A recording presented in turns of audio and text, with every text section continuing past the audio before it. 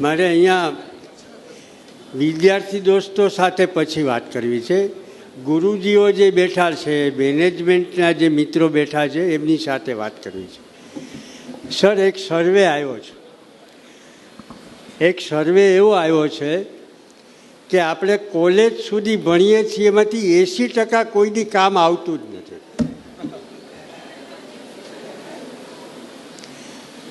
College સુધી ભણીએ છીએ એમાંથી 80% ક્યારેય કામ આવતું નથી.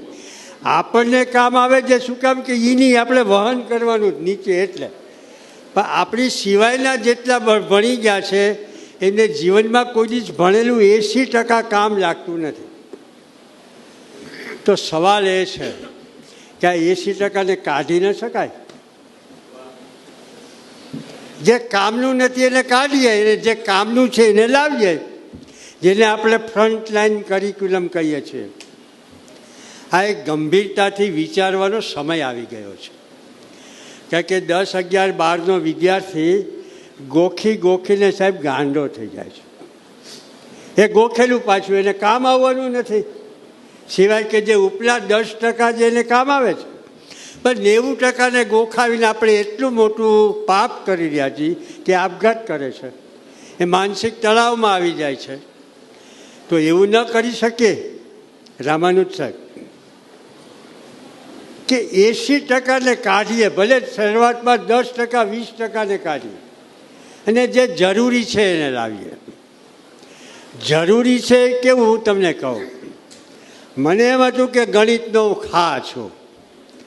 જે સ્કૂલમાં સાયન્સ ટીચર હતો એનું રિઝલ્ટ 0 હતું, એટલે મારી એપોઇન્ટમેન્ટ થયેલી. એ રિઝલ્ટ 95% સુધી લાવેલા. એટલે મને આમ બહુ જ મોટું ગુમાન કે હું તો ગણિતનો કાંઈક છું અને હવે મારે ગણિતનું પુસ્તક લખવું છે.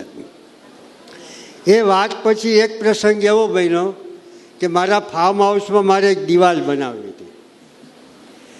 એ દિવાલ બનાવી હતી, એનું માપ કાઢ્યું તો ખબર પડી કે આનું ક્ષેત્રફળ આટલું છે. હવે ક્ષેત્રફળ કાઢ્યા પછી ઓલા ચોસલાના માપ કાઢ્યા, બેલાનું, કે એનું માપ આટલું છે તો આને ભાગ્યા આટલા, એટલે કે 100 બેલા જોશે આપણે. કડિયો બાજુમાં બેઠો હતો. મારી સાથે મેથેમેટિક્સમાં યુનિવર્સિટી સેકન્ડ મિત્ર બેઠેલો સાથે. અમે બે એમ કીધું કે 100 બેલા જોઈએ. ઓલો કડિયો કે ના 80 બેલા જોઈએ. અરે ભાઈ, આ અમે ગણિતમાં ખા છીએ કીધું. અમે આ ગણિત પાકું કરીએ ત્યારે કે આમાં 100 જ જોઈએ. કે એ કે બારી બાયડા નહીં આવે વચ્ચે. સાહેબ, આ સ્થિતિ છે. ગણિતને વાસ્તવિક સ્થિતિ ઉપર મૂકવાની જરૂર છે. અને એમાં ખાસ કરીને 7, 8, 9 ધોરણ સુધી તો એ સિવાય કશું જ નહીં.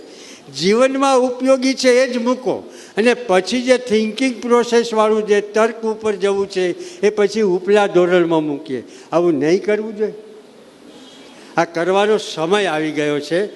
આપ જેવા બધા લીડ કરશો તો ગાંધીનગર જાગશે, બાકી ગાંધીનગર જાગે એવી કોઈની તાકાત નથી.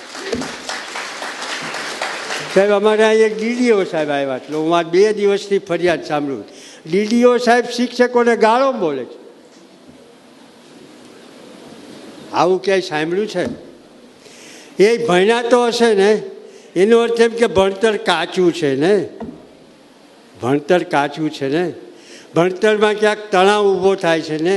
ભણતર પેલું આપઘાત લાવે છે ને. ભણતર ખોટા શબ્દો બોલતા કરે છે ને. આ ભણતરને બદલાવ લાવવાની જરૂર છે. એનો પાયો એક જ છે, 80% નકામું છે એને કાઢો એક વખત, એટલે જે ઉપયોગી છે એને લાવો. બસ ભગવાનને પ્રાર્થના કરીએ કે આપણી આ પ્રાર્થના સાંભળે. અને હું તો તલવાર પ્રાણાયામ કરીશ આની માટે. હા, થેન્ક યુ.